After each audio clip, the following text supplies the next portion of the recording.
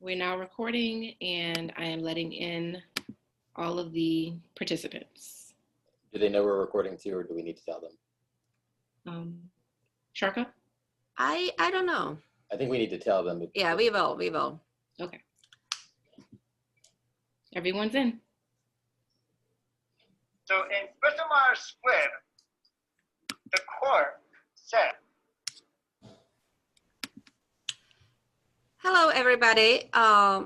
Thank you so much for joining us for the third session. As previously, we are recording these sessions. So if any of you cannot stay for the whole session or would like to see it again or recommend it to friends, we will be posting it on our website.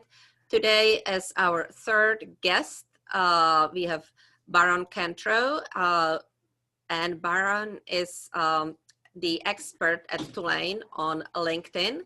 He will talk about how to connect with alumni and how to search for jobs.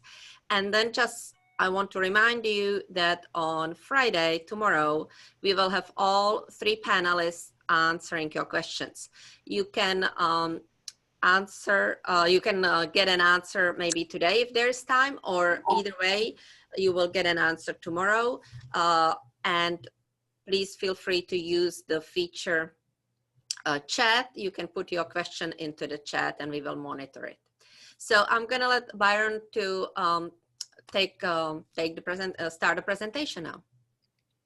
Thank you. I'm Byron. I have a long history with Tulane. I graduated in 2000. I've got 15 members of my family that have Tulane degrees and have been working for the university since 2002.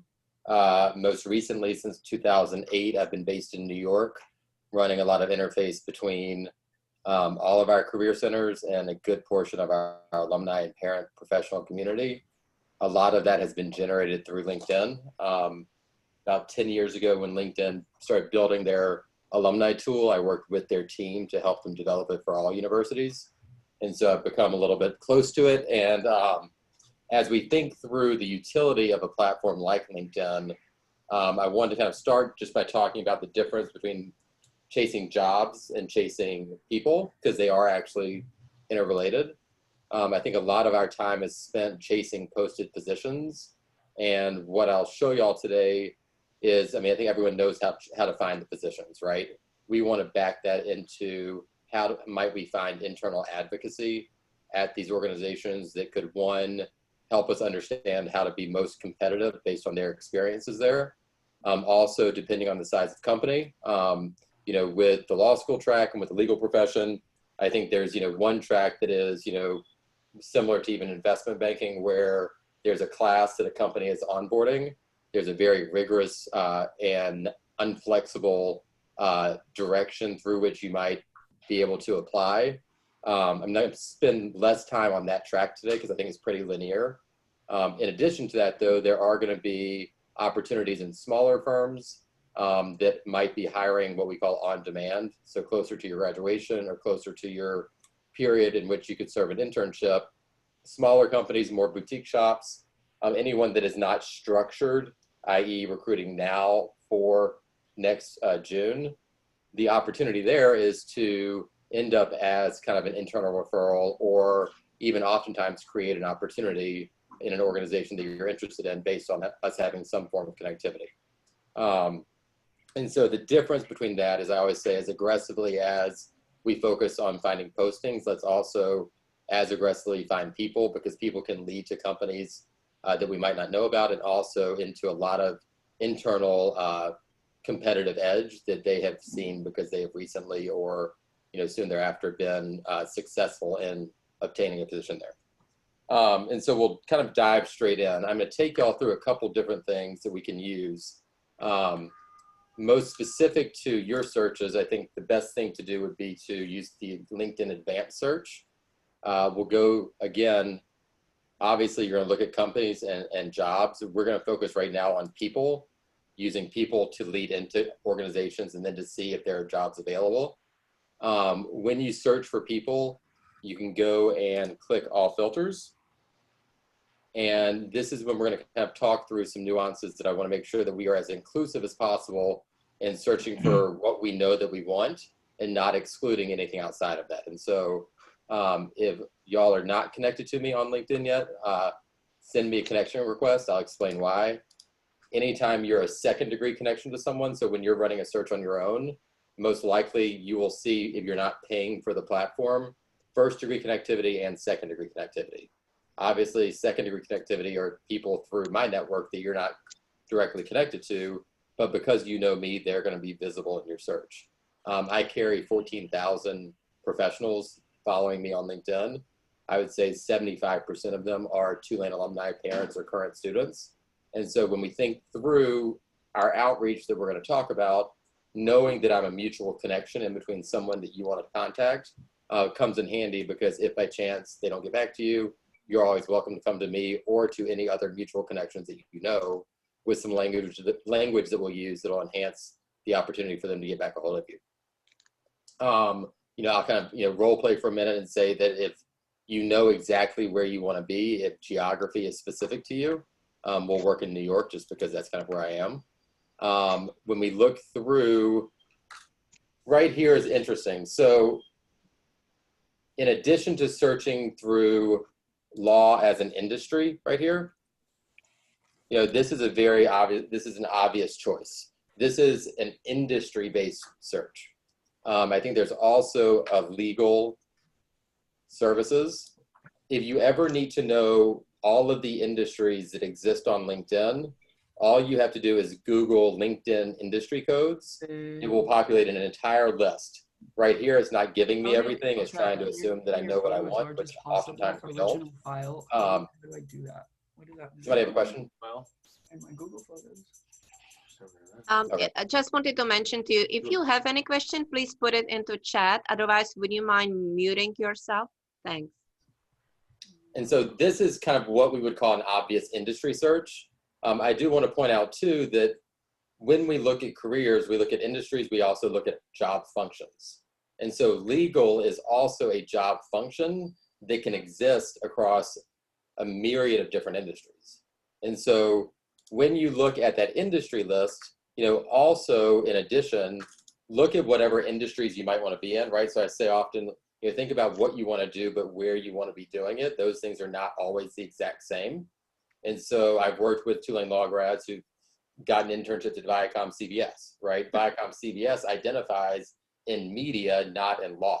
And so if you're only running your searches here based on law, you might be missing out on opportunities where there are pockets of legal activity within companies that associate with other industries. And so, we can run, we want to look at financial services, entertainment, media. If you even wanted to look into, pharma. And so you can play around with this a good bit. I would just keep it one or the other. So if you're going to look at the linear trajectory into law with law firms, they're going to identify in legal services or law. If you're going to look outside of that, you could up to as many other industries as you want. I'm going to show you, though, how to sift through to see who we have embedded in those companies that are in legal job functions. The other thing that I'll point out before we move forward is, regardless of whether I went to undergraduate or graduate school at Tulane, if I went to Tulane, I have a high likelihood of being helpful to you. And so when you think about the schools that you want to select here, if you type the word in Tulane and you literally just keep going until you run out of options, med school, you never know where someone studied law before they came or where they studied, where their other areas were. So I would just say, I think Tulane has up to 1, 2, 3, 4, 5. We're missing liberal arts. I would say public health and tropical medicine, and so on, right? So now we've at least gotten to a point where we're going to see a good number of responses. Don't let that be intimidating, because we're going to start sifting through. If you do have a paid account, right? So at some point, when I get very heavy into a specific function, there's a paid account that you can participate in called Sales Navigator, which will allow for you to search by certain sizes of companies and by job function. I'm going to show you a little bit of a workaround on that, but know that, you know, there is always an opportunity to pay for a little bit more, but we try to focus on not having to do that. And so again, I've qualified this to my first and second degree connections, New York, industries of interest where if there's a legal function, I'd be interested, all of Tulane schools. And so when I hit apply, I've got 1,800 results.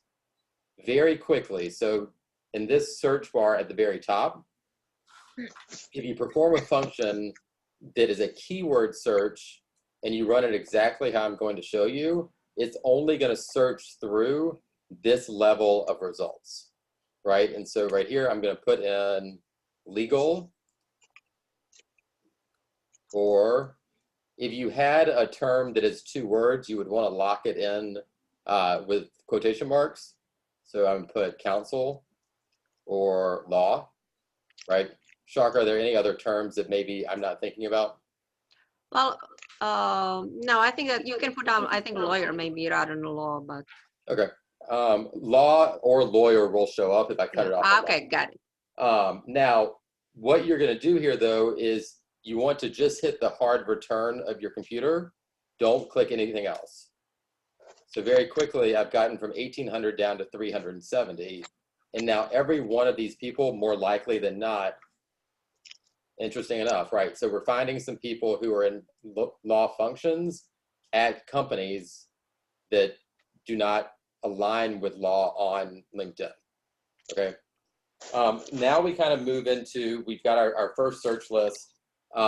Again, to avoid LinkedIn limiting the number of searches you can run and asking you to pay for anything, when you get to a good search result number, which I think is usually between 200 and 400, never move away from this screen, right? So with Peter Flynn, if I want to look at what he's up to, do not click Peter Flynn's hyperlink. Rather, you're going to right-click and open him in a new tab. Okay, the reason you're going to do that is LinkedIn's going to limit the number of searches you can run. And so by tricking the system that way, I've still got my search right here, but I also have, I call this kind of a right-click narrative, and I'm going to explain why I think it's, in addition to limiting the number of searches, it's helpful. Now, through the search that I ran, I found a person that I'm interested in. And I would only at this point not follow through on learning a little bit more about the person if you know with 1,000% certainty you're not interested in the company. So this is an excellent way to find companies too that maybe you haven't thought about. So I'd encourage you to be more inclusive than exclusive when you're looking at running this out. Now that I found Peter, I'm going to do the same thing down by his organization. So again, I'm going to right click, open his company as a new tab. Now, very quickly, I'm going to see if, you know, diligent is at all interesting to me. If it is, of course, I'm going to look at the jobs. And again, I think y'all are seeing a track here of, I'm going to right click, open the jobs in a new tab. And then I'm also going to look at their website to see if there are any jobs on their website. And the reason I've done this is I never want to lose track of where I started this search. And it's very easy for us to get down a rabbit hole of I'm interested, let me click this, let me go there, and then completely lose sight of where you started this and what generated your original interest. So quickly, if y'all look right here at this Post-it note, there's a website, careerwave.tulane.edu, that will be a massive resource for everything that I'm saying, so you don't have to remember all of it. And that is right here. And so I've built in a lot of this instruction in a way that can be a resource library for you. There is a section right here called Current Contact Spreadsheet. Current Contact Spreadsheet is a way for you to organize yourself, the contacts that you find, the jobs that you find, right? So every time you might put somebody in, and we'll use Peter as an example here, what you will do is you're not going to use this one because it's not going to let you. You have to make a copy of it, right? And then when you find a company of interest, so I started with the search, I found Peter, I found Diligent, I'm now at the actual company. If the company's interesting, regardless of whether there are any opportunities open, you want to add that company to your spreadsheet, because whether it's Sharka or Jessica or whoever, Leslie, we might know someone at the company. we also might be able to look through our lens of, different companies you're interested in, where you have found people, where you haven't, because if we know someone at that company that you haven't found, we want to bring that to your attention. But keeping it in a Google spreadsheet allows you to share your interests with us and keep your interests organized at the same time. And so you're always either going to, for diligent, this would end up being a person because we know there's a person associated with the company. May I interrupt you for a second? Yep. There isn't any function on LinkedIn that would let you download it to the spreadsheet automatically. You need to type it in, regardless of what kind of a level. And you don't, I say, like, if you're doing this the right way, you're never typing anyways. It's a lot of copying and pasting. But the way that you would do this is, so I looked at their job board, I didn't see anything, right? So when I look at, if there was a position that I found as well, I would enter Peter as a person, but a separate line would be the position that I found. So at all points in time, we can sort by company to see where we found positions, where we found people, and always have a good tracker of everything going on. And the reason that I right-clicked everything open, so I got to their website, I don't see anything, there are no jobs. I close that out. Now I'm back to their LinkedIn. I look at their LinkedIn to see if there are any jobs. If there are, we're going to add them. But if not, this is very important. You're going to go grab the industry that this company is lining up with on LinkedIn, and you're going to put that back into your spreadsheet, because you might, just by following the organizational structure of this, start seeing some trends in other industries that you're interested in that might encourage you to look further and dig deeper into one particular area over another. And so then you would copy the company, where it is. This is up to you, but at this point in time, when I'm working with my undergraduate students, when we move companies to our current contact spreadsheets, we also look at the About Us section. And I always say, listen to how companies speak about themselves, right? If there's anything in this that made you more interested in diligent than not, embedding those particular keywords in this column will show you, after you found 50 new people, are there more keywords that I now know exist within companies that I'm interested in that I could possibly use, just like we did at the beginning of this, in that keyword search to look through companies. Follow this through, close this out. I'm back at diligent, close it out. I'm back at Peter. I now add Peter to the list, right? So we're going to take Peter's name, his contact information. When you click contact information right here, it's going to give you his LinkedIn address. I often encourage my students to run through a collective search first before reaching out to anybody, because you might end up with several people at the same organization, and you want to give yourself a chance to go to the right person at the right time as a first run. And so I would add Peter's LinkedIn URL back to the spreadsheet. I wouldn't personally reach out to him just yet, right? Because I also don't want to slow my search down, unless there is a position at his firm that's posted in which you'd want to escalate outreach to him and to anyone else at the firm, knowing that we found a position. And then we're back at our original search, right? So good news here is, like, there's a million different ways you can do this. You're going to find companies that this is Blackstone Financial Services, and then you'll start seeing as well who your mutual connections are. That is a lot, Sharka, of how to find people. If you have questions about this piece, let me know, but then we can move in to, like, how the most effective communications and outreach techniques if you want me to do that. Yeah, I think we need to move in to the second section and maybe talk about it tomorrow if Sure. Students will have more questions. Well, the best news here is I've written everything out. So when you've populated your list of people who you want to reach out to, there's a very specific way in which, I have found, effective with our Tulane constituency. You reach out over a personalized connection request. And just so y'all know what this looks like, if I don't know Madeline and I'm on her page and I click connect, I am never not adding a note, right? So I hit add a note right here, and there are instructions right here on exactly kind of find your own language, but you always need to reach out, mention her industry, her company. If she's within 5 years of your age, or she's, you can use first name. I would always use Ms. if you are going to reach out, never Mrs., MS period. Just, you never know if someone's married or not. And then you wait to see what happens, right? You send the personalized connection request out. One of three things will happen. your request will be accepted and you will be notified, right? She might not write you back, but now when you are notified, if you go back to her contact information, you now have her email address. This is very important. Your request will be accepted and she will write you back. Or most likely you'll be ignored. And that's fine because down here shows you everything you're going to use. You always need to have what we call a soft cover letter that has content that you would use to introduce yourself to somebody. It can be a part of a formal cover letter, it can be part of an email introduction, but at that point, regardless of those three things that could have happened, having that content ready to go is essential. If she accepts you, you're going to send her an email that includes some of that content, introducing yourself with your resume.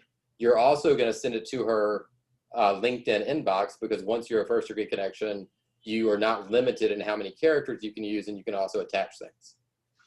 Same thing if she writes you back, you might be more conversational in writing her back, but you still have the content that's there. Most importantly, if she ignores you and you want to use somebody that's connected, you're still going to use that contact information or the content from your soft cover letter. Instead, you're going to come to me and say, hey, Byron, I appreciate you being willing to reach out to some folks on our behalf. I know so-and-so is super busy. If you could possibly introduce me, I've included my resume and a brief background below so that the time that I might spend with her is most efficient, right? So you're always using that content regardless of how they respond or if they don't. And then, with those of us who have been around for a while, there is a higher likelihood that when you do go through us, they'll respond, but you always want to try on your own first. If you don't, this is what happens. Hey, Jessica, could you meet with Sharka for me? And if Jessica comes back to me and says, but why didn't Byron try on his own first? Then I'm dead in the water, right? So you just want to get that out there so that no one can come back and say, sure, Byron, but why didn't she try on her own? And this is just, a caveat, but there are 1,000 different ways to do this. This is how, I've done it. And it doesn't mean that there aren't other ways to accomplish the same goals, but I wanted to cover with y'all kind of the success stories and what pieces that have made, the students that I've worked with a little bit more competitive or successful. So this was awesome. Thank you very much. We went only a few minutes over, so I'm very happy about it. We will meet again on Friday, that's tomorrow. So thank you, Byron, and thank you everybody for participating, and look forward to seeing you tomorrow at the same time. Bye-bye.